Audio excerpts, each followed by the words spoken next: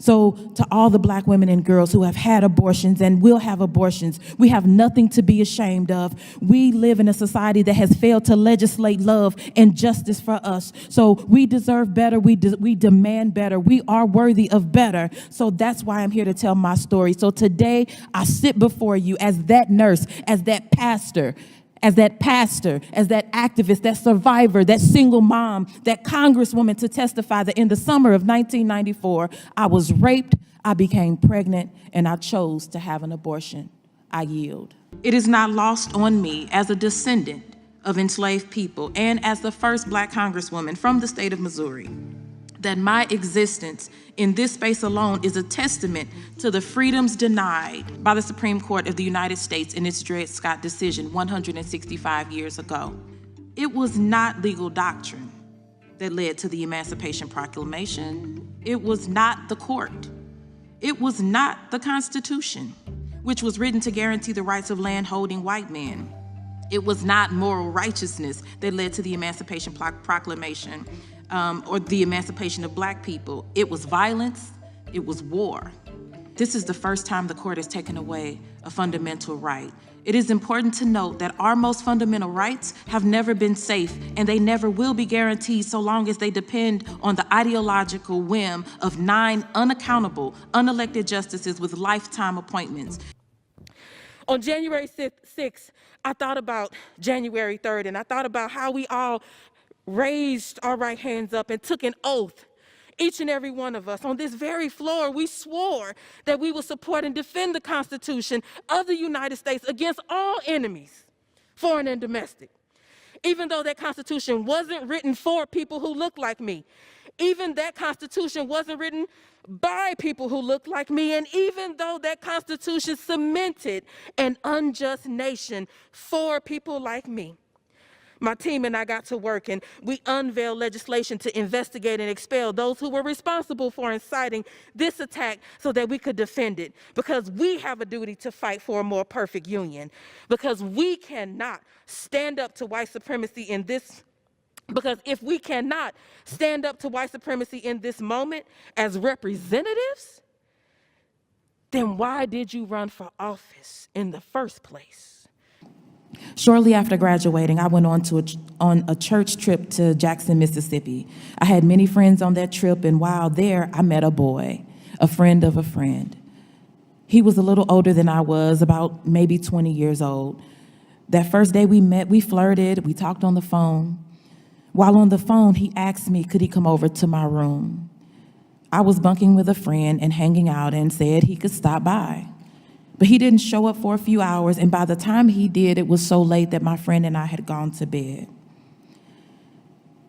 I answered the door and quietly told him he could come in, imagining that we would talk and laugh like we had done over the phone.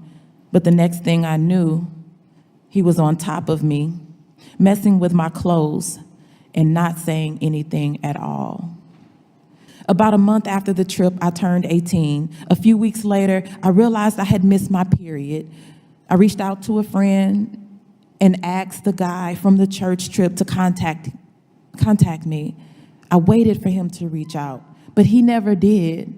I never heard from him. I was 18, I was broke, and I felt so alone. I blamed myself for what had happened to me. But I knew I had options.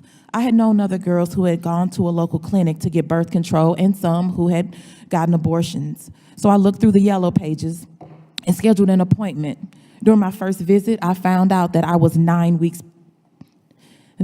pregnant, and then the panic set in.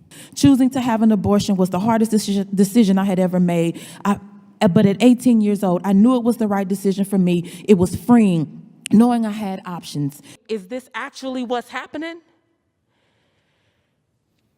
The more I watched, and people were calling this a protest, let me say this, that was not a protest. I've been to hundreds of protests in my life. I've co-organized, led and organized protests, not only in Ferguson, Missouri.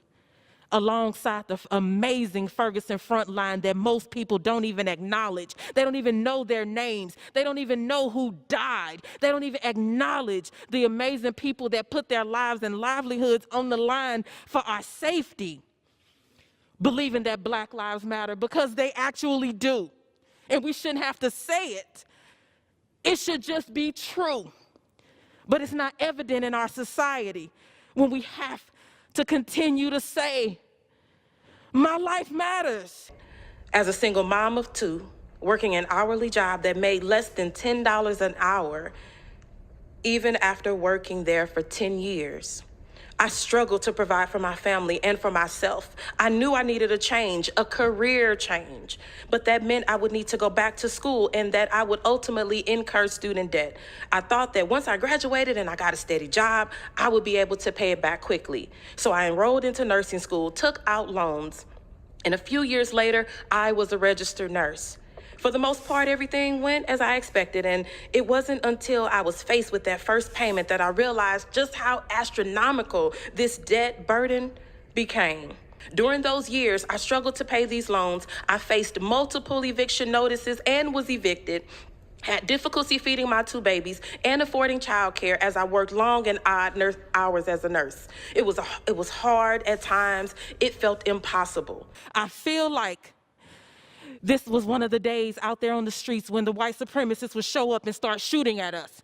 This is one of the days when the police would ambush us from behind trees and from behind buildings, and all of a sudden now we're on the ground being brutalized. It felt like one of those days, and I just remember taking a second thinking, if they touch these doors, if they hit these doors the way they hit that door, if they hit these doors and come anywhere near my staff, and I'm just going to be real honest about it. My thought process was, we banging to the end.